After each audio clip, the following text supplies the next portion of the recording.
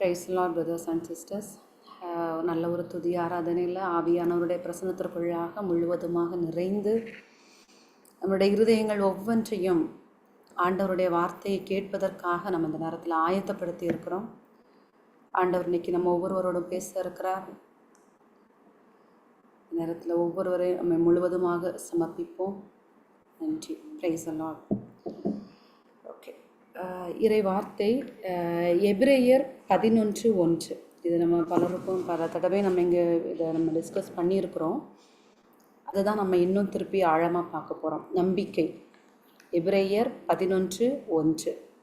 யாராவது எடுத்து வாசிங்க. நம்பிக்கை என்பது நாம் எதிர்நோக்கி இருப்பவை கிடைக்கும் என்னும் உறுதி, கண்ணுக்கு புலப்படாதவை பற்றிய ஐயமற்ற நிலை. வார்த்தை என்ன சொல்லுது? அந்த ரெண்டாவது வசனம், ரெண்டாவது வார்த்தை கூட என்ன சொல்லுது? இந்த நம்பிக்கையால் தான் நம் மூதாதையர் நற்சான்று பெற்றனர் அப்படிங்கிறது வார்த்தை. நம்பிக்கை என்பது நாம் எதிர்நோக்கி இருப்பவை கிடைக்கும் என்னும் உறுதி, கண்ணுக்கு புலப்படாதவை பற்றிய ஐயமற்ற நிலை. ஓகேயா? அப்போ நம்ம இதில் வந்து பார்க்குறோம், எதிர்நோக்கி இருக்கிறது. இன்னைக்கு யாருக்கு எதிர்நோக்கி இல்லை? யாருக்கு நல்லது நடக்கணும் அப்படிங்கிற விருப்பம் இன்னைக்கு யாருக்கு இல்லை? சின்ன குழந்தையிலேருந்து பெரியவங்க வரைக்கும் எல்லாருக்குமே ஒரு எதிர்நோக்கு இருக்குது. தன்னுடைய வாழ்க்கையில் நல்லது நடக்கணுங்கிற ஒரு விருப்பம் இருக்குது. ஒரு குழந்தைய எடுத்துக்கிட்டால் அந்த குழந்தைக்கு எனக்கு சாக்லேட் கிடைக்காதா அப்படிங்கிற ஒரு விருப்பம். ஒரு இன்னும் கொஞ்சம் பெரிய பிள்ளைங்களை எடுத்துக்கிட்டு அவங்களுக்கு பிடிச்சது மாதிரி உள்ள ஒரு ஃபுட்டு அதை எடுத்துக்கலாம். இப்போ நம்ம எல்லாருமே ஏதோ ஒன்று எதிர்நோக்கி இருக்கிறோம். தன்னுடைய வாழ்க்கையில் நல்லது நடக்கணும் அப்படிங்கிறத ஒன்றை எதிர்நோக்கி இருக்கிறோம். அப்போ சின்ன குழந்தையிலேருந்து பெரியவங்க வரை எல்லாருக்கும் இப்படி ஒரு எதிர்நோக்கு இருக்குது. ஒரு ஸ்பிரிச்சுவல் வேர்ல்ட்லேயும் சரி, இந்த ஃபிசிக்கலான வாழ்க்கையிலையும் சரி, ஒரு எதிர்நோக்கு. நல்லது நடக்கணும், ஹோப், ஒன்று நடக்கணும், நல்லதாகவே நடக்கணுங்கிறத எதிர்பார்த்துருக்குறோம். அப்போது நம்ம கிறிஸ்டியனாக இருக்கிறோம் இல்லையா? நமக்கும் கிறிஸ்துவை அறிந்து கொள்ளாத, இயேசுவை பற்றி அறியாத, தெரியாத அவங்களும் அவங்க வாழ்க்கையில் நல்லது நடக்கணும்னு நினைக்கிறாங்க. அவங்க நல்லது நடக்கணும்னு அவங்க நம்பி அந்த ஒரு விருப்பம், தன்னுடைய வாழ்க்கையில் நல்லது நடக்கணும்னு அவங்க எதிர்நோக்கி இருக்கிறதுக்கும் நம்ம எதிர்நோக்கி இருக்கிறதுக்கும் என்ன வித்தியாசம்? யாராவது சொன்னீங்கன்னா நல்லாயிருக்கும். இன்றைக்கி நம்ம வந்து இந்த வார்த்தையின் அடிப்படையில் தான் நம்ம தியானிக்க போகிறோம். ஃபஸ்ட்டு இதை மட்டும்தான் நம்ம இப்போதைக்கு எடுத்துருக்கோம். நம்பிக்கை என்பது நாம் எதிர்நோக்கி இருப்பவை கிடைக்கும் என்னும் உறுதி. அப்போ நல்லது நடக்கணுங்கிற அந்த விருப்பம் இன்னைக்கு எனக்கு இருக்குது, உங்களுக்கு இருக்குது. அப்போ நம்ம நம்பி இருக்கிறதுக்கும், இந்த பைபிளில் நம்ம இவ்வளவு வார்த்தைகள் கேட்குறோம், நம்பிக்கை நம்பிக்கை நம்பிக்கை நம்பிக்கைன்னு கேட்குறோம். அப்போ இதுக்கும் ஒரு சாதாரண வெளியே இயேசுவை ஏற்றுக்கொள்ளாத, இல்லைன்னா இயேசுவை மறுதளிக்கின்ற, இயேசு என்றால் யாருனே தெரியாத அவங்க என்னுடைய வாழ்க்கையில் நல்லது நடக்கும் அப்படின்னு நம்பி இருக்கிறதுக்கு என்ன டிஃப்ரெண்ட் இருக்குது? என்ன டிஃப்ரெண்ட்? யாராவது சொல்ல விரும்புறீங்களா? அவங்களுக்கு மன்னகம் சார்ந்த, இவ்வுலகு சார்ந்த நன்மைகள் கிடைக்கும். நம்ம கிறிஸ்தவர்களுக்கு வந்து கடவுள் நமக்கு தருகின்ற ஆசீர்வாதம் விண்ணக வாழ்வை சார்ந்ததுக்குள்ள அந்த இது இருக்கும்னு நான் நினைக்கிறேன். தெரியல. Okay, yes sister. வந்து நம்ம கேட்கும்போது ஒருவேளை அது நடக்கலைன்னா நம்ம ஏற்றுக்கொள்ளக்கூடிய இந்த இறை வார்த்தையின் வழியா நம்ம நம்பிக்கை வைக்கிறதுனால சரி ஆண்டவருக்கு இது புரியல அப்படின்னு ஏற்றுக்கொள்ளக்கூடிய மனப்பக்குவம் நமக்குள்ள வருது. நான் அவங்க வந்து இதுதான் விதி அவ்வளவுதான் அப்படின்னு அந்த மாதிரி அவங்க வேற மாதிரி அவங்க நினைப்பாங்க. இந்த மாதிரி கருத்துக்களும் அவங்களுக்குள்ள வரும். ஓகே, நீங்க சொல்றது ஓகே. கவிதா சிஸ்டர், நம்ம நடந்து முடிந்து விட்டது, அது செயல் ஆல்ரெடி வந்து அதை நமக்கு செய்து முடித்து ஆன்மீக உலகத்துல இருக்குது. கிறிஸ்து எனக்காக அதை நிறைவேற்றி விட்டார். எல்லாம் என் வாழ்வுக்கு வளமான விஷயங்களை செயற்படுத்த அவர் ஆல்ரெடி எனக்கு வழங்கி விட்டார். அது கொடையாக இருக்கிறது, அதை பெற்றுக்கொள்ள வேண்டும்ன்றதுலதான் நாம எதிர்நோக்கி இருக்கிறோம், அதற்கான முயற்சியில ஈடுபடுறோம்.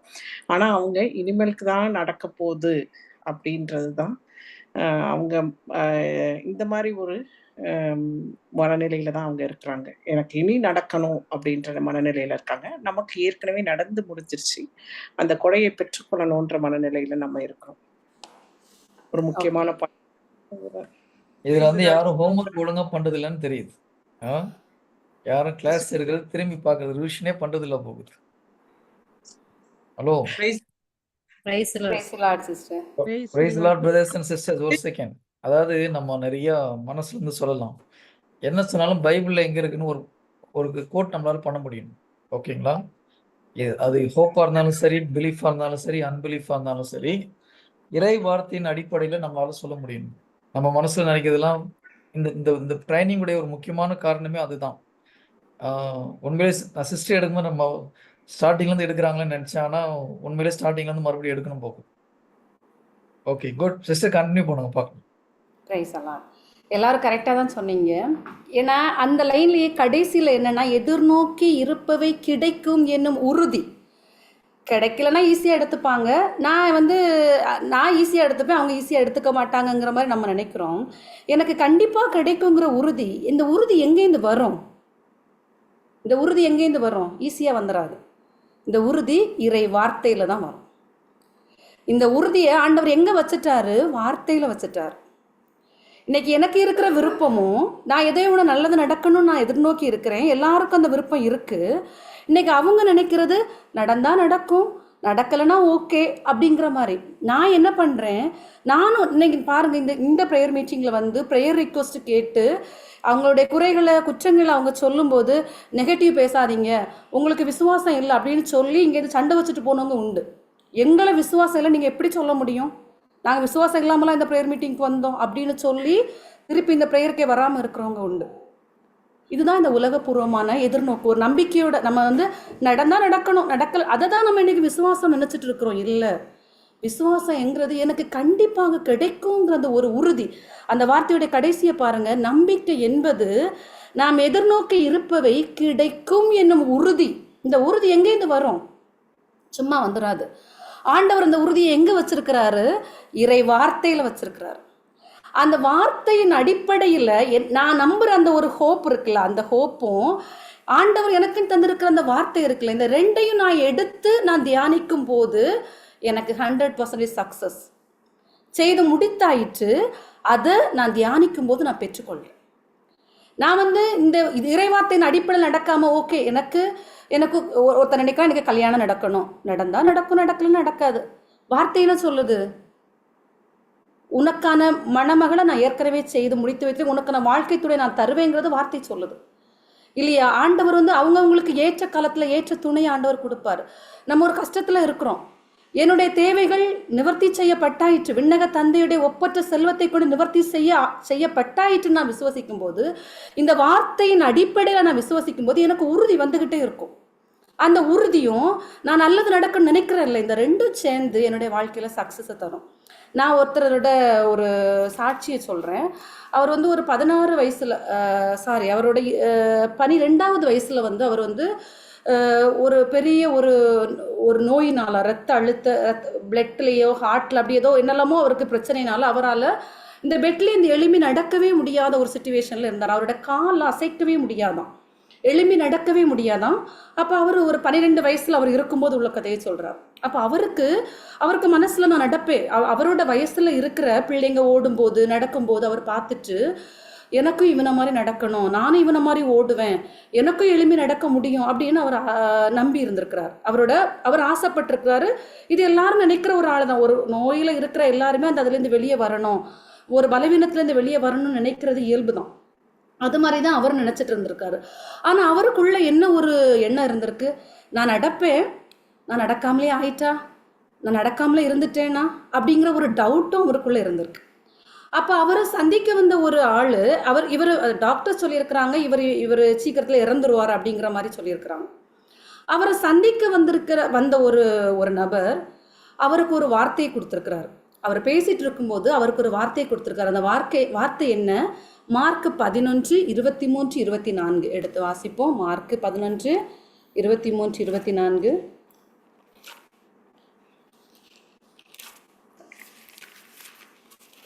உறுதியாக உங்களுக்கு சொல்கிறேன், எவராவது இந்த மலையை பார்த்து பெயர்ந்து கடலில் விழு என தம் உள்ளத்தில் ஐயம் எதுவுமின்றி நம்பிக்கையுடன் கூறினால் அவர் சொன்னவாறே நடக்கும். ஆமென். 24. ஆகவே உங்களுக்கு சொல்கிறேன், நீங்கள் இறைவனிடம் வேண்டும் போது எவற்றையெல்லாம் கேட்பீர்களோ அவைகளை பெற்றுவிட்டீர்கள் என நம்புங்கள். நீங்கள் கேட்டபடியே நடக்கும். Praise the Lord. Praise Praise the the Lord. Lord. அப்ப அது வரைக்கும் அவர் அதுதான் நினைச்சாரு, நானும் நடப்பேன், நானும் ஓடுவேன். ஆனா அவருக்குள்ளாடி ஒரு சந்தேகம் இருந்துகிட்டே இருந்தது. நான் நடப்பேனா அப்படிங்கிற ஒரு சின்ன டவுட்டும் அவருக்கு இருந்திருக்கு. இந்த வார்த்தை அவர் எப்ப பிடிச்சாரோ இதையே தியானிப்பாராம். எப்பவுமே இதே நினைப்பாராம். இந்த வார்த்தை என்ன சொல்லுது? உறுதியாக உங்களுக்கு சொல்கிறேன், எவராவது இந்த மலையை பார்த்து கடலில் விழு என்று சொன்னால் அது பெயர்ந்து கடலில் விழும்.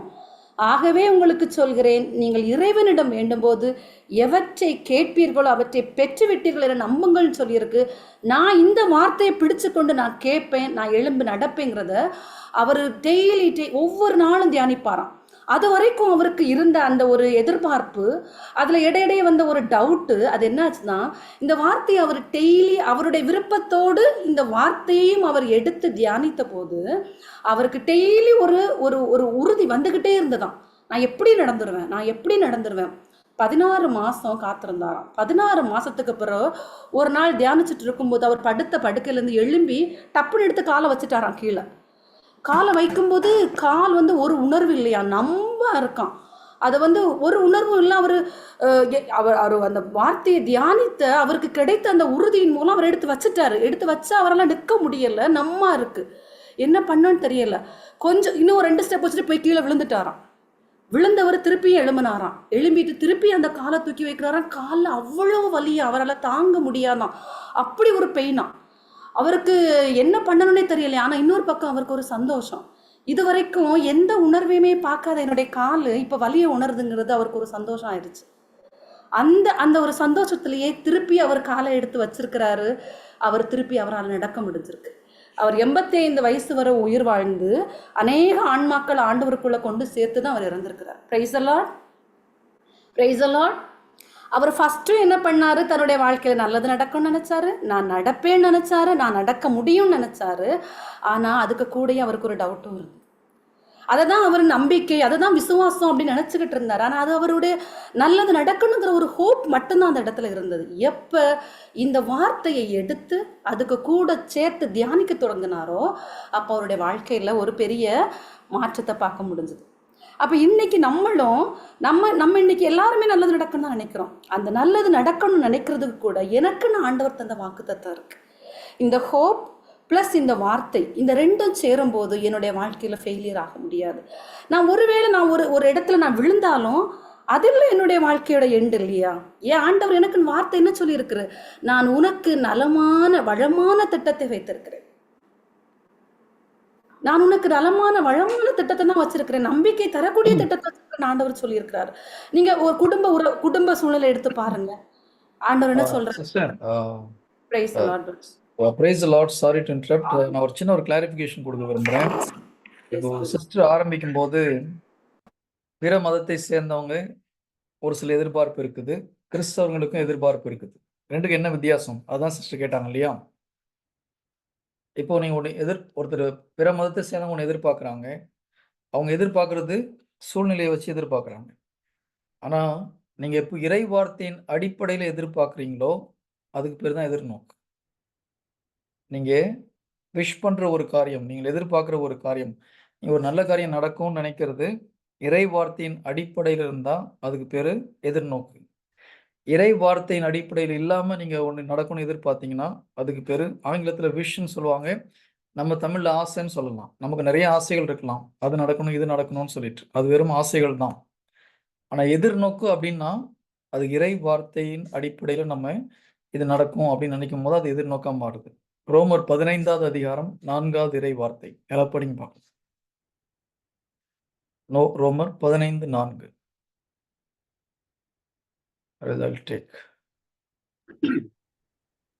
முற்காலத்தில் எழுதப்பட்டவை அனைத்தும் நமக்கு அறிவுரையாகவே எழுதப்பட்டன. மறைநூல் தரும் மன உறுதியினாலும் ஊக்கத்தினாலும் நமக்கு எதிர்நோக்கு உண்டாகிறது. எதனால் எதிர்நோக்கு உண்டாகிறது? மறைநூல் தரும் மன உறுதியினாலும் ஊக்கத்தினாலும் நமக்கு எதிர்நோக்கு உண்டாகிறது. ஒரு மனிதனுக்கு எதிர்நோக்கு வரணும் என்ன இருக்கணும்? இறை வார்த்தை இருக்கணும். அப்போ யாரோ ஒருத்தர் ஓகே எனக்கு இது நடக்கும் அது நடக்கும்னு நினைக்கிறது நம்முடைய சொந்த விருப்பம், அதுக்கு பேர் எதிர்நோக்கு. பிப்ளிக்கல் எதிர்நோக்கு கிடையாது. உண்மையான எதிர்நோக்குனா இறை வார்த்தையின் அடிப்படையில் நாம் ஒன்று எதிர்நோக்கி காத்திருப்பது தான் உண்மையான எதிர்நோக்கு. Is it clear? ஒரு சின்ன சந்தேகம் பிரதர். எஸ், சொல்லுங்க பிரதர். பிரதர், இப்ப நம்ம வந்து எதிர்நோக்குறது இறைவார்த்தையின் அடிப்படை இல்லையா? Yes. பிற மக்களுக்கு நம்பிக்கை, சுய நம்பிக்கையின் அடிப்படையில் நான் சொல்ல முடியும். அவங்க தன்னம்பிக்கையில சொல்றாங்க. நம்பிக்கை. ஓகே. எஸ். அது வந்து ஓகே. நம்ம தன்னம்பிக்கையை பற்றி பேசல. பிப்ளிக்கலா பார்த்தீங்கன்னா தன்னம்பிக்கை பாவம் இல்லையா? ஆமா. மனிதனை நம்புவோன் சபிக்கப்பட்டவன் பைபிள் சொல்லுது. அப்ப என்னால முடியும்னு நினைக்கும் போது நம்ம பாவம் செய்யறோம். ஆக்சுவலா அது சாபத்துக்குள்ளான ஒரு விஷயம். எரேமியா 17:7 நினைக்கிறேன். மனிதரில் தன் வலிமையை காண்பவன் சபிக்கப்பட்டவன் இருக்குது. ஓகேங்களா? ஸோ நம்முடைய எதிர்பார்ப்பு கடவுளுடைய வார்த்தையின் மேல இருக்குது, கடவுள் மேல இருக்குது, நம்ம மேல கிடையாது. ஸோ அந்த வார்த்தை தான், மறைநூல் தான் நமக்கு அந்த எதிர்நோக்கி தருகிறது. அப்ப இறை வார்த்தையின் அடிப்படை இல்லாம நம்ம என்ன எதிர்பார்த்தாலும் அதற்கு பேர் எதிர்நோக்கு கிடையாது. அது நம்முடைய விருப்பமா இருக்கலாம். Praise the Lord. Okay. Yes sister, continue பண்ணுங்க sister. Praise the Lord. Okay. அப்போ நம்ம வந்து இப்போ நம்ம கிறிஸ்துவை அறியாத பிரமத ஆட்கள் மட்டும் கிடையாது. நம்ம கிறிஸ்தவர்களுக்கு நம்ம இயேசுவை ஏற்றுக்கொண்டவங்களா இருந்தாலும் இறைவார்த்தையின் அடிப்படையில் நம்ம விரும்பாமல் நம்ம வேறு எதையாவது நம்மளுடைய தன்னம்பிக்கையின் மூலம் நம்ம எதிர்நோக்கி இருக்கும்போது பிரதர் சொன்னது மாதிரி நம்ம வந்து அந்த இடத்துல பெருசாக ரிசல்ட்டை பார்க்க முடியாது. எப்போ நம்ம வார்த்தையோடு இணைந்து நம்ம போகிறோமோ அப்போ நம்ம நல்லது நடக்கும்னு நினைக்கிறோம். ப்ளஸ் இந்த வார்த்தை, இந்த ரெண்டையும் சேர்ந்து நான் தியானிக்கும் போது என்னுடைய வாழ்க்கையில் கண்டிப்பாக நான் ஒரு சக்ஸஸான ஒரு இதை பார்க்க முடியும். இப்போ இதில் என்ன வித்தியாசம்? இந்த நான் இறைவார்த்தையின் அடிப்படையில் எனக்கு நல்லது நடக்கும்னு நான் எதிர்பார்த்து இருக்கிறதுக்கும், நான் சொல்கிறது ஸ்பிரிச்சுவலாக நம்ம வாழ்க்கையில் ஒவ்வொரு ஸ்டெப்லேருந்து நம்ம நெக்ஸ்ட் லெவலுக்கு போகிறதா இருந்தாலும் சரி, நம்முடைய ஃபிசிக்கலாக நம்ம வாழ்க்கையில் என்னென்ன தேவையோ அதுகள் நிறைவேறதாக இருந்தாலும் சரி, என்ன டிஃப்ரெண்ட்டு? நான் வெறுமையாக வார்த்தையை நம்பாமல் நான் என்னுடைய சொந்த எண்ணத்தை கொண்டு நான் நடக்கும்னு எதிர்நோக்கி இருக்கும்போது அந்த இடத்துல என்ன ஆகும்? ஏதோ ஒரு ஷேக் வரும்போது, சூழ்நிலையில் ஒரு பின்மாற்றம் வரும்போது நான் ஆட்டம் கண்டுருவேன். ஆனால் நான் வார்த்தையின் அடிப்படையில் நம்பி இருக்கும்போது எனக்குள்ள உறுதி இருக்கும். என்னுடைய வாழ்க்கையில் நான் பின்மாற்றம் அடைய மாட்டேன் அப்படிங்கிற சூழ்நிலை எப்படி இருந்தாலும் நான் நம்பி இருக்கிறது சொன்னவர் யார்? என் ஆண்டவர் சொல்லியிருக்கிறாரு. அதனால நான் நம்பி இருக்கிறது கண்டிப்பாக நடக்கும். அந்த சூழ்நிலை ஒரு எதிர்மறையாக போகிறது மாதிரி தெரிஞ்சாலும் நான் அதனால் பயப்பட வேண்டிய அவசியமே கிடையாது. ஏன்னா சொன்னவர் இந்த உலகத்தில் உள்ள மனுஷன் கிடையாது. இந்த உலகத்தில் உள்ள மனுஷனை விட 1000 மடங்கு பெரியவர். 1000 தடைகள் வந்தாலும் அதை உடைச்சு நான் எதை நம்பி இருக்கிறேனோ, வார்த்தையின் அடிப்படையில் நான் எதிர்பார்த்து இருக்கிறேனோ அந்த இடத்துக்கு என்னை கொண்டு செல்ல வல்லவராக இருக்கார் என் ஆண்டவர். அதனால் நம்மளுடைய எதிர்பார்ப்பு எனக்கு நல்லது நடக்குன்னு நான் நினைக்கும் போது நான் வார்த்தையின் அடிப்படையில் தான், எந்த குடும்ப சூழ்நிலையாக இருக்கட்டும், குடும்பத்தில் அமைதியாக இருக்கட்டும், வார்த்தை சொல்லுது உன்னுடைய எல்லைப்புறங்களில் அமைதி உண்டாகும், கோட்டைக்குள்ளே சமாதானம் நிலவுன்னு வார்த்தை சொல்லுது. அப்போ அந்த வார்த்தையை பிடித்து கொண்டு ஆண்டவரை நீங்கள் என் குடும்பத்துக்கு தருகிற அமைதிக்காக நன்றி, சமாதானத்திற்காக நன்றி நான் அப்படி சொல்லணும். என்னுடைய பிள்ளைங்களுடைய ஒரு வாழ்க்கையாக இருக்கட்டும், நான் கடன் பிரச்சனையில் ஒருவேளை இருக்கலாம், நான் ஒருவேளை செய்த பாவத்தையே திருப்பி செய்துட்டு ஒரு மன உளைச்சலுக்குள்ளே இருக்கலாம். வார்த்தை சொல்லுது நீ பாவத்திற்கு விடுதலை அடைந்து கடவுளுக்கு அடிமையாகி விட்டான்னு சொல்லுது. இந்த வார்த்தையின்படி நான் புனிதமான வாழ்க்கை தான் நான் வாழுவேன் அப்பா, நீங்கள் விரும்புகிற வாழ்க்கை தான் நான் வாழுவேன், என்னால் அதை தான் வாழ முடியும் அப்படின்னு என்னால் உறுதியாக சொல்ல முடியும். நான் வெறுமையாக நம்பிட்டு இருந்தேன்னா எனக்கு இது ஒரு கனவாயிரும். நான் ஒரு எக்ஸாம்பிள் சொன்னல, அவர் நல்லது நடக்குன்னு நினச்சாரு, ஆனால் அவருக்குள்ள ஒரு உறுதி உண்டாகலை. ஏன்? வார்த்தை கூட இல்லை. எப்போ வார்த்தையை எடுத்துக்கிட்டாரோ அந்த வார்த்தையை சொன்னது யார்? இயேசு கிறிஸ்து. அப்படிப்பட்ட பெரிய அந்த ஆண்டவர் சொன்ன வார்த்தையை எடுக்கும்போது அவருக்குள்ளாடி உறுதி உண்டாகுது. நான் எப்படியும் நடந்துருவேன், என்னால் நடக்காமல் இருக்கவே முடியாது. ஏன்னா இந்த பெரிய ஆண்டவர் எனக்கு சொல்லியிருக்கிறாரு, என்ன படைச்சவர், என்ன உருவாக்குனவர் எனக்கு அந்த வார்த்தையும் தர்றாரு. அவர் சொல்லியிருக்காரு, அவருக்கு வாய்னால சொல்லியிருக்காரு. நான் அதனால் கண்டிப்பாக எழும்பி நடப்பேன், அவரால் எழும்பி நடக்க முடிஞ்சது. ஸோ நம்ம அந்த மாதிரி பயணிக்கும் போது, இந்த வழியில் பயணிக்கும் போது நம்ம என்ன பண்ணுவோம்? தடைகள் எத்தனை வரட்டு, சோர்ந்து போகக்கூடிய சூழ்நிலைகள் எப்படி வேணா வரட்டு, பின்மாற்றம் அடைய வேண்டிய சூழ்நிலைகள் வரட்டு, தேவையில்லை. எனக்கு எதுவும் நடக்காது, ஏன்னா என் ஆண்டவர் சொல்லியிருக்காரு, நான் கண்டிப்பாக வெற்றி காண்பேன். 1000 தடைகள் வந்தால் அந்த தடைகளை தாண்டி நான் என்ன பண்ணுவேன்? நான் வெற்றி காண்பேன் அப்படிங்கிற ஒரு உறுதி நமக்குள்ள உண்டாகும். ஓகே, எப்போ நமக்கு விசுவாசம் தேவை? இந்த செகண்ட் பார்ட்டை பார்த்துருவோம். செகண்ட் பார்ட்டை நம்ம இப்போ உறுதியை பற்றி பார்த்துட்டோம். அந்த எபிரேயர் 11:1 செகண்ட் பார்ட் என்ன சொல்லுது? எபிரேயர் 11:1 செகண்ட் பார்ட் என்ன சொல்லுது? கண்ணுக்கு புலப்படாதவை பற்றிய ஐயமற்ற நிலை. கண்ணுக்கு புலப்படாதவை பற்றிய ஐயமற்ற நிலை. விசுவாசம் எப்ப தேவை? நான் இப்போ நேரே கவிதா சிஸ்டரை பார்த்துட்டு இருக்கிறேன். நான் கவிதா சிஸ்டரை பார்ப்பேன்னு விசுவசிக்கிறேன் அப்படின்னு நான் சொல்லுவேன்னா, இல்லை நான் பார்த்துட்டு இருக்கிற காரியத்துக்காக எனக்கு விசுவாசம் தேவையில்லை தானே, நான் பார்த்துக்கிட்டு இருக்கிறேன், இந்த இடத்துக்கு எனக்கு விசுவாசம் தேவையா? இல்லை. நான் இன்னைக்கு ஒருவேளை ஒரு 100 ரூபா நோட்டை எடுத்து உங்கள் முன்னாடி இப்படி ஆட்டி காட்டுறேன். 100 ரூபா நோட்டு இருக்கா இல்லையா? இருக்கு. இது இருக்குன்னு சொல்றதுக்கு விசுவாசம் தேவையா? தேவையில்லை. நான் அதே 100 ரூபா நோட்டை நான் அதே 100 ரூபா நோட்டை எடுத்து என் கைக்குள்ளே மூடி வச்சுட்டு என்னோட பேக் சைடில் வச்சுட்டு என் கையில் 100 ரூபாய் இருக்குது அப்படின்னு சொல்கிறேன். எத்தனை பேர் நம்புவீங்க? இந்த அம்மா சொல்கிறத நம்புற மாதிரி ஒன்றும் இல்லை, இவங்க எங்கே 100 ரூபா கையில் வச்சுருக்க போகிறான்னு நீங்கள் நினைக்கலாம் இல்லையா? நான் இப்போ இந்த கையில் மூடி இந்த பக்கம் வச்சுருக்கிறேன் இல்லையா, 7 ரூபாய் இருக்குன்னு சொல்கிறேன் இல்லையா, நம்புறதுக்கு என்ன தேவை? விசுவாசம் தேவை. இதை நீங்கள் கண்ணால் பார்க்கல. அப்போ நம்ம விசுவாசம் கண்ணுக்கு புலப்படாதவை பற்றி ஐயமற்ற நிலை. என்னுடைய வாழ்க்கையில் நான் பார்க்க இருக்கிற அந்த நல்ல நாளை நான் பார்ப்பேன், அந்த நாள் நான் பார்க்க முடியும். ஆனால் நான் சொல்லும் போது, நான் கையை மூடிட்டு இப்படி சொல்லும் போது நீங்கள் நம்ப மாட்டீங்க. எனக்கு தெரியல, 1-2 பேர் ஒருவேளை 100 ரூபாய் கையில் இருக்கலாம் அப்படின்னு நினைக்கலாம். சிலவங்க மீதி எல்லாரும் என்ன நினைப்பீங்கன்னு எனக்கு தெரியல. ஆனால் சொன்னவர் யாரு? நமக்கு வாக்கு தத்தங்களை, இறைவார்த்தைகளை தந்தவர் யாரு? ஆண்டவர். அவர் சொல்றதை நம்பாம நம்மளால இருக்க முடியாது. எப்படி இருக்க முடியும்? அவர் சொல்லியிருக்கிறாரு, நான் உனக்காக வைத்திருக்கிறது நலமான வளமான திட்டம், நான் உன்னை என்னுடைய உள்ளங்கையில பொறித்து வைத்திருக்கிறேன், நீ அஞ்சாதே கலங்காதே, நான் உன் கூட இருக்கிறேன், நீ என்னுடைய கண்ணில் அழகிய மணிமுடியாக இருக்கிற, நான் உனக்காக இருக்கிறேன், உனது வலது பக்கம் 1000 வரட்டும், இடது பக்கம் 16,000 வரட்டும், எதுவும் ஒன்றும் செய்யாது, நீ உன்னுடைய நல்வாழ்வை நீ காண்பாய், உன் பிள்ளைகளின் நல்வாழ்வை காண்பாய். இத்தனை வார்த்தைகள் கொட்டி கிடக்கு. எந்த சூழ்நிலையை நம்ம நல்லது நடக்குன்னு எதிர்பார்த்துருக்கிறோமோ அந்த விருப்பத்தோட இந்த வார்த்தையை எடுத்து நான் சொல்லுவேன். ஏன்னா வார்த்தையை சொன்னவர் யார்? இந்த இடத்துல தான் எனக்கு விசுவாசம் தேவை. நான் கண்ணால் பார்த்துக்கிட்டு இருக்கிறத நான் நம்புறதுக்கு எனக்கு விசுவாசம் தேவையில்லை.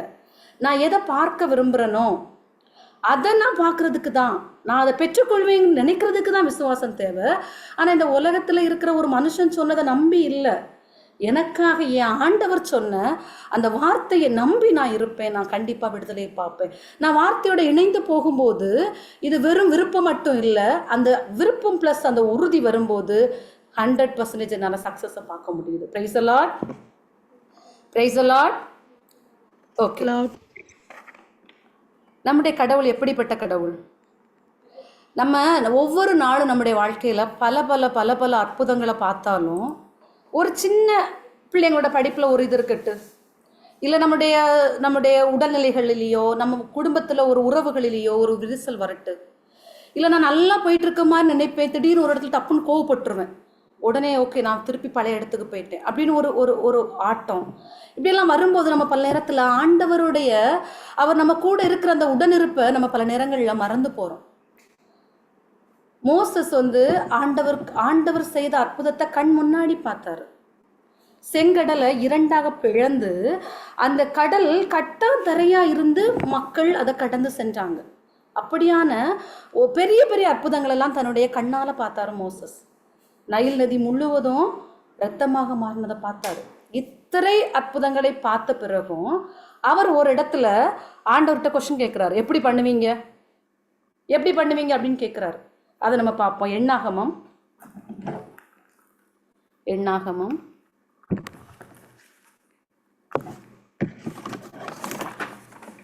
11வது அதிகாரம்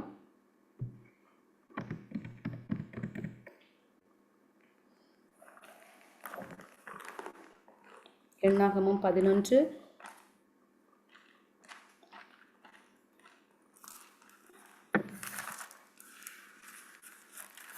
நான் அந்த பேக்ரவுண்டை லைட்டாக சொல்கிறேன். இஸ்ரேல் மக்களை அவர் பாலைவனத்தில் நடத்தி கொண்டு போகும்போது அவங்க என்ன சொல்கிறாங்க, நாங்கள் 3வது ஒரு நிமிஷம் ஓகே இப்போ 3வதுலேருந்தே பார்ப்போம். 11:3 அதை ஃபுல்லாக வாசிக்கிறதுக்கு டைம், யாராவது ஒருத்தங்க வாசிங்களே கொஞ்சம் வரிசையா. 11வது அதிகாரம் 3வது வசனம். எனவே அந்த இடத்துக்கு தபேரா என்று பெயராயிற்று. ஏனெனில் ஆண்டவரின் நெருப்பு அவர்களிடையே எரிந்தது. ஓகே மேலும் சிஸ்டர், அவர் ஓகே சிஸ்டர். அது அது வேண்டாம். 18லேருந்து வாசிங்க.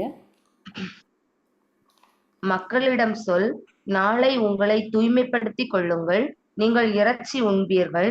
ஆண்டவரின் செவிகளில் பட, நமக்கு உண்ண இறைச்சி யார் தருவார்? எகிப்தில் எங்களுக்கு எவ்வளவோ நன்றாயிருந்தது என்று அழுதிருக்கிறீர்கள்.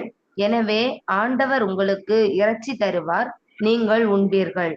1 நாள், 2 நாள், 5 நாள், 10 நாள், 20 நாள் அல்ல. அது உங்கள் மூக்கில் வெளிவந்து உங்களுக்கு திகட்டிப் போகும் வரை 1 மாதம் முழுவதும் உண்பீர்கள். ஏனெனில் உங்களிடையே இருக்கும் ஆண்டவரை நீங்கள் புறக்கணித்து விட்டீர்கள்.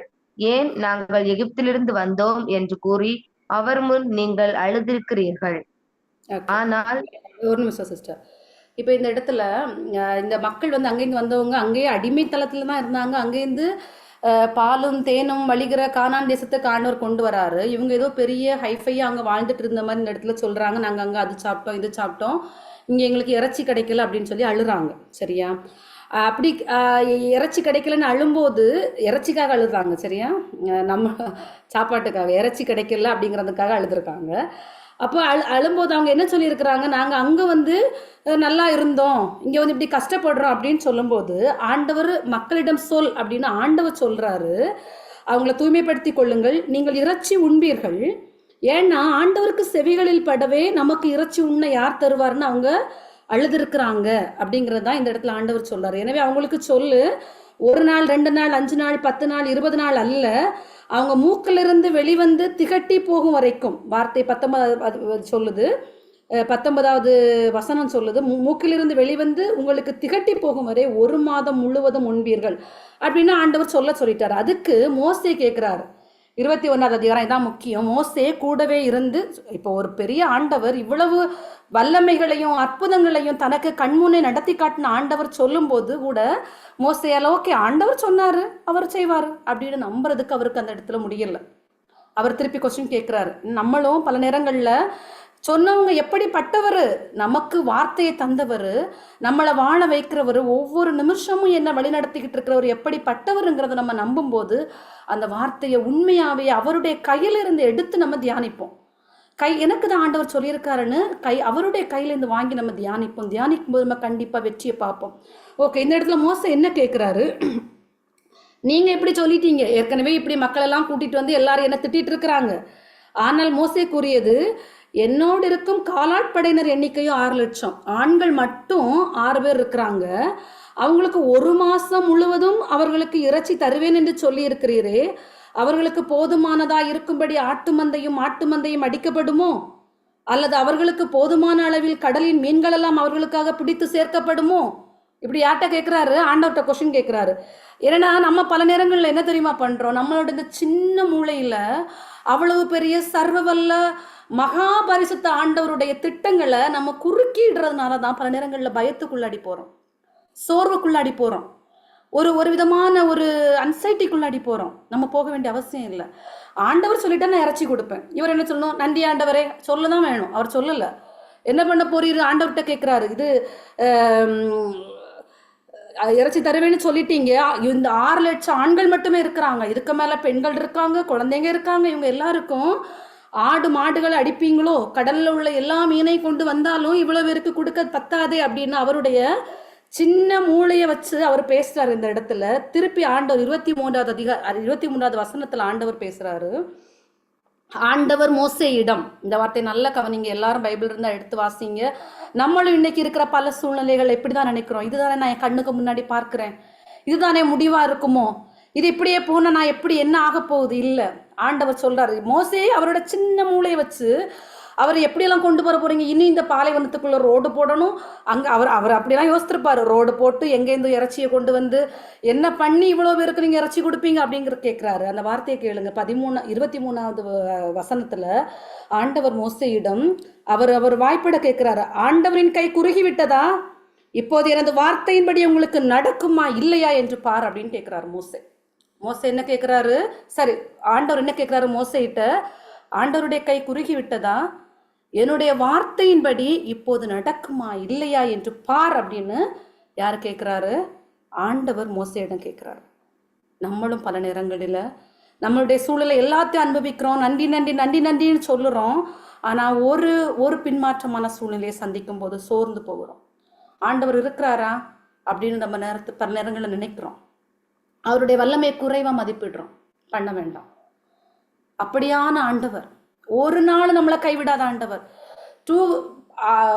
10,000 20,000 மடங்கு இந்த உலகத்தில் உள்ள ஒரு மனுஷன் சொல்ற வார்த்தையை விட அவரை நம்ம அதிகம் நம்பலாம். 200% நமக்கு சக்சஸ் மட்டும்தான். அப்படியான ஆண்டவர் தான் என் கூட இருக்கிறாரு, உங்க கூட இருக்கிறாரு. நமக்கு தோல்வி கிடையாது. அவருடைய வார்த்தையை எடுத்து தியானிக்கும் போது நமக்கு தோல்வி கிடையாது. இந்த இடத்துல மோசே கேட்ட நேரத்தில் ஆண்டவர் என்ன சொல்றாரு? ஆண்டவருடைய கை குறுகி விட்டதா அப்படின்னு கேட்கிறாரு. நாம கூட இல்லையா, என்னால செய்ய முடியாதா அப்படிங்கிறத ஆண்டவர் கேட்கிறாரு.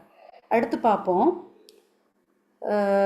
31 எப்படி இறைச்சி கொடுத்தாருன்னு பார்ப்போம். எல்லாத்தையும் பார்க்க முடியாது. எப்படி இறைச்சி கொடுத்தாருன்னு பார்ப்போம். 31ஆவது அதிகாரம். மேலும் ஆண்டவரிடமிருந்து ஒரு காற்று புறப்பட்டு சென்றது. வாசிங்க சிஸ்டர். மேலும் ஆண்டவரிடமிருந்து ஒரு காற்று புறப்பட்டு சென்றது. அது கடலில் இருந்து காடைகளை அடித்து கொண்டு வந்தது. பாளையத்தின் அருகில் ஒருபுறம் ஒரு நாள் பயணத் தொலையிலும் மறுபுறம் ஒரு நாள் பயணத் தொலையிலும் பாளையத்தை சுற்றி தரைக்கு மேல் 2 முழ அளவு உயரத்தில் விழும்படி செய்தது. ஓகே, அப்ப எப்படி காடை வந்திருக்கு அப்படிங்கிறத பார்ப்போம். ஒரு காற்று. இப்போ மோசே மனசு எப்படியெல்லாம் போச்சு? ஆடு அடிக்க போறீரா, மாடு அடிக்க போறீரா, என்ன பண்ண போறீங்க, கடல்ல உள்ள மீனெல்லாம் எடுத்தாலும் முடியாதே அப்படியெல்லாம் அவர் கேட்குறாரு.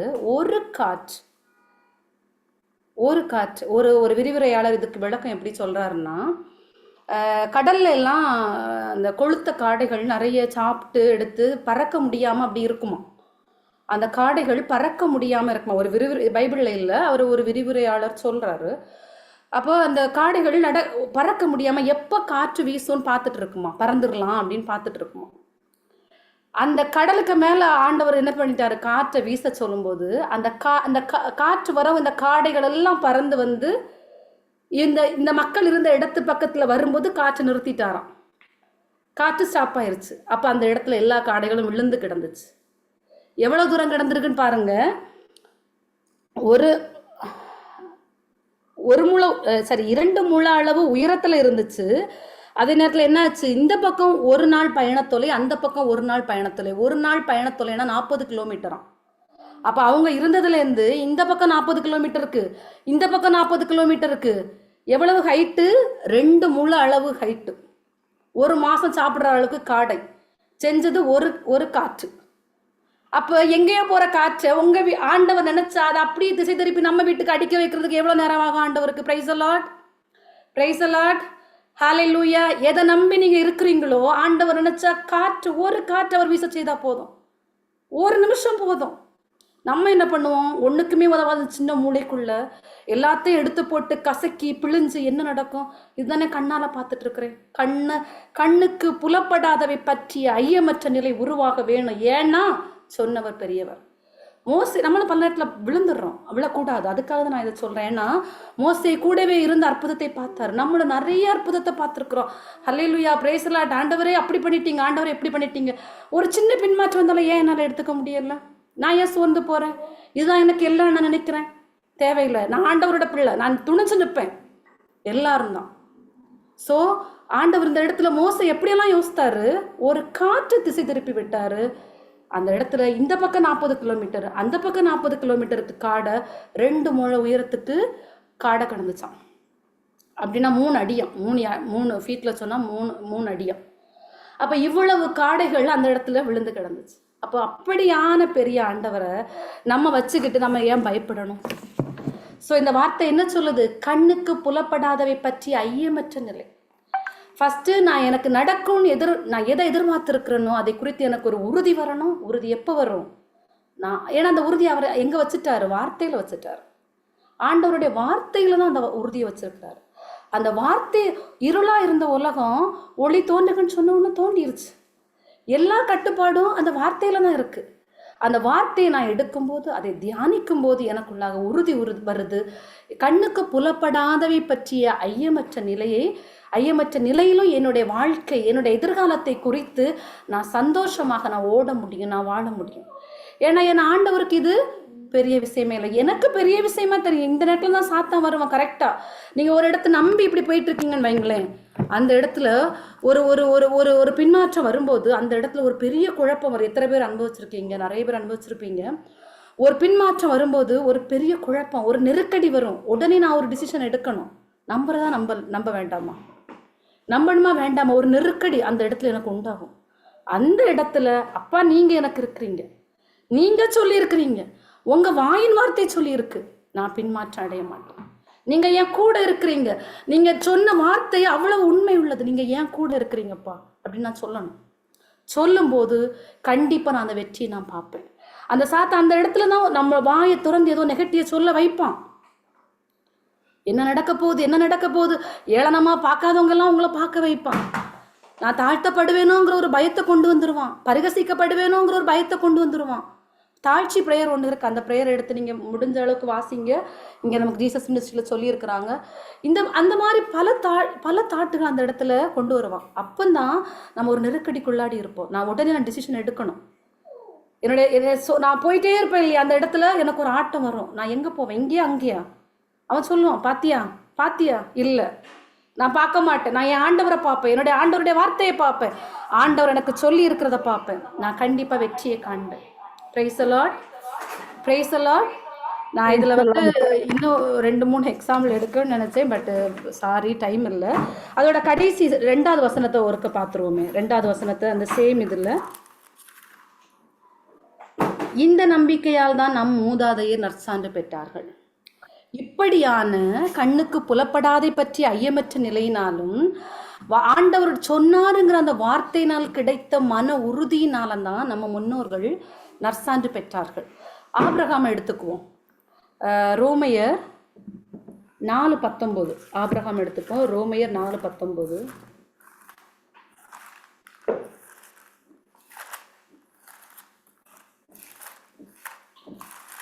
ரீட் பண்ணவா சிஸ்டர்? Yes sister. தமக்கு ஏறத்தாழ 100 வயது ஆகிவிட்டதால் தமது உடலும் சாராவுடைய கருப்பையும் செத்தவை போல் ஆற்றலற்று போய்விட்டதை எண்ணி பார்த்த போது கூட அவர் நம்பிக்கையில் உறுதி தளரவில்லை. Price the Lord. அந்த வார்த்தை என்ன சொல்லுது? அந்த வார்த்தையை நீங்க திருப்பி ஒருக்க கூட உங்ககிட்ட பைபிள் இருக்கிறத வாசிங்க. 100 வயசு ஆகிவிட்டதாலும் தனது உடலும் சாராவுடைய கருப்பையும் செத்தவை போல் ஆற்றலற்று போய்விட்டதை எண்ணி பார்த்த போதும் கூட அவர் என்ன பண்ணாரு? நம்பிக்கையில் உறுதி தளரவில்லை. ஏன்னா ஆண்டவர் சொன்னார், நான் உன்னை பழகி பெருக செய்வேன். அவர் சொன்னாரா? இல்லை எனக்கு 20 வயசு தான் ஆச்சு, சாராவுக்கு 15 வயசு தான் ஆச்சுன்னு சொன்னாரா?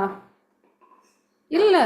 ஏன்னா அவர் இன்னைக்கு நம்ம பல நேரத்தில் ஓகே நடக்கும்னு நம்புங்கன்னு சொன்னா, இல்லை நாங்கள் எங்களுக்கு இதானே நடக்குது, நடக்கட்டும், அதை எண்ணி அதனால இந்த இடத்துல சொல்லியிருக்கு, எண்ணி பார்த்த போதும் கூட அவர் அதை இல்லைன்னு சொல்லலை, அது பொய்ன்னு சொல்லலை. இல்லை எனக்கு 50 வயசு, சாராவுக்கு 30 வயசு தான் ஆகுது, எப்படி நாங்கள் குழந்தை பெற்றுருவோம் அப்படின்னு அவர் வெளியே மறைச்சிட்டு நடக்கல. அதை எண்ணி பார்க்குறாரு. இருக்கு இன்னைக்கு நம்ம வாழ்க்கையில் எவ்வளோ பின்மாற்றத்தில் இருக்கிறோம். சிலர் எவ்வளோ ஒரு நெருக்கடியான சூழ்நிலையில் இருக்கும். அதெல்லாம் இருக்கா இல்லையா? இருக்கட்டும், ஒரு பக்கம் இருக்கட்டும். நான் அதை எண்ணி அது இருக்குன்னு எனக்கு தெரியும். நான் அதை எண்ணி பார்த்தாலும் நான் எதை தான் அதிகம் எண்ணி பார்ப்பேன்? என் அப்பா எனக்கு தந்த வார்த்தையை எண்ணி பார்ப்பேன். என் ஆண்டவர் என் கூட இருக்கிறத நான் எண்ணி பார்ப்பேன். அவர் எனக்கு கூட அவருடைய பிரசனத்தை உணர செஞ்சுட்டு இருக்கிறாரே, அதை நான் எண்ணி பார்ப்பேன். அப்ப இந்த ஆபிரகாம் எண்ணி பார்த்த போதும் கூட நம்பிக்கையில் உறுதி தளரவில்லை. ஏன் தளரல? அவரோட உறுதி ஏன் அவர் விடல? ஆண்டவர் கொடுத்த வார்த்தைய கண்டிப்பா நடக்கும், சொன்னவர் அவ்வளவு பெரியவர் அப்படிங்கிறத நினைச்சு போயிட்டே இருந்தார். இன்னைக்கு நீங்களும் நானும் இன்னைக்கு ஒரு முடிவெடுப்போம். நான் சூழ்நிலை இருக்கட்டும், அது ஒரு பக்கம் இருக்கட்டும். ஆனா அதை விட என் ஆண்டவர் இருக்கிறது உண்மை இல்லையா? அவர் தந்த வார்த்தை அதோட பெருசு இல்லையா? நான் அதை எண்ணி பார்க்க போறேன். அதுக்காக ஆபிரகாம் பொய் சொல்லிட்டு நடக்கவே இல்லை. அவர் பொய் சொல்லல, ஆமா உண்மைதான். ஆனா இதெல்லாம் இருக்கட்டும், ஏன் ஆண்டவர் இந்த இடத்துல வல்லமையா செயல்படுறதுக்கு இது ஒரு தடை இல்லை அப்படிங்கறத அவர் உணர்ந்திருந்தார். ஏன்னா அவர் வாயை திறந்து சொல்லியிருக்கிறார், எனக்கு செய்வார். யார் யாருக்கு எந்தெந்த சூழ்நிலையில இருக்கிறீங்களோ தயவு செஞ்சு நம்ம பிரதர்ஸ், லிபர்ட் பிரதர், கவிதா சிஸ்டர், வேற பிரதர்ஸ் இருக்கிறாங்க, நீங்க வார்த்தை கேளுங்க. அந்த வார்த்தையோட உங்க விருப்பத்தை சேர்த்து கொண்டு போங்க. ஆனா நீங்க வார்த்தை சொல்ல தொடங்கும் போது வார்த்தையை சொல்ல விடாதபடி தடை செய்யறதுக்கு சாத்தான் கொண்டு வருவான். நீங்க ஒரு சாட்சியா நிக்கணுமா? உங்க தோல்வியில சாட்சியா இருங்க. ஆண்டவருடைய நாம மகிமைப்படும். Price the Lord. உங்க தோல்வியில நீங்க சாட்சியா நில்லுங்க. ஆண்டவருடைய நாம மகிமைப்படும். Price the Lord. இன்னைக்கு ஒரு முடிவெடுப்போம். ஆண்டவரே எனக்கு அந்த சக்தி தாங்கப்பா. கண்களை மூடுவோம். ஹalleluya. அப்பா உம்மை ஸ்துதிக்கிற ஆண்டவரே, நல்லவரே வல்லவரே, அப்பா உம்மை துதிக்கிற ஆண்டவரே. அப்பா ஒரு காற்றின் மூலம் ஆண்டவரே அப்பா அத்தனை மக்களுக்கு உணவளித்தீரே ஆண்டவரே. எப்படி நடக்கும் என்று மோசே கேட்டார். எப்படி நடக்கிறதா இல்லையா என்று பார் என்று சொன்னீரப்பா. எங்களுடைய சின்ன மூளைகளை வைத்து பல நேரத்துல நாங்க கலங்கி போயிருக்கிறோம்ப்பா, தவித்து போயிருக்கிறோம்ப்பா, பின்மாற்றம் அடைந்து போயிருக்கிறோம்ப்பா. எங்களை மன்னிங்க ஆண்டவரே. நீர் உயிரோடு எங்கள் மத்தியில இருக்கிறத நாங்க மறந்து போயிருக்கிறோம்ப்பா. எங்களை மன்னிங்க ஆண்டவரே. நீர் எங்களுக்கு போதுமானவர் அப்பா. எந்த சூழ்நிலையிலும் இந்த உலகம் நிலை சாய்ந்தாலும் பெயர்ந்தாலும் நீர் எங்களுக்கு மாறாதவராக எங்கள் கூடவே இருக்கிறீர் என்ற அந்த உறுதி இன்னைக்கு எங்களுக்குள்ளாக உருவாகட்டும் ஆண்டவரே. உம்முடைய பிரசன்னம் உம்முடைய வல்லமை வரும்போது இந்த உறுதியில நாங்கள் நிலைத்திருப்போம் அப்பா. ஹalleluya. praise you அப்பா, praise you அப்பா. இந்த வல்லமையினால இந்த நேரத்துல எங்களை நிறைத்து கொண்டிருக்கிறபடினால நன்றி. ஹalleluya, ஹalleluya. அப்பா இந்த வல்லமையினாலே ஒவ்வொரு மக்கள் இந்த நேரத்தில் நிறைத்து கொண்டிருக்கிறபடினால நன்றி. உம்முடைய கையை பிடித்து கொண்டு துணிந்து நடக்கப்பா. தாங்கள் எதிர்நோக்கி இருப்பதை உடைய வார்த்தையை கொண்டு பெற்றுக்கொள்ளப்பா. இந்த நேரத்துல நீங்க சக்தி கொடுக்கிறபடி நன்றி ஆண்டவரே. என்னுடைய கை குறுகி விட்டதா என்று ஒவ்வொருவரை நீங்க பார்த்து கேட்கிறபடினால நன்றி ஆண்டவரே. தேங்க்யூ அப்பா. ஒரு வல்லமை அப்பா நீங்க உண்டு பண்ணி இருக்கிறபடினால நன்றி ஆண்டவரே. நாங்கள் விசுவாசத்துல நிலைத்து நிற்க எங்களுடைய இருதயங்கள் உறுதிப்படுத்தப்பட்டிருக்கிறபடினால நன்றி ஆண்டவரே. எங்களை உங்களுடைய இரத்த கோட்டைக்குள்ளாக மறைக்கிறோம்ப்பா. துதியும் கனமும் மகிமையும் உங்க ஒருவருக்கு, ஜீவனுள்ள நல்ல பிதாவே. Amen, amen. Praise the Lord. Praise the Lord. Praise the Lord.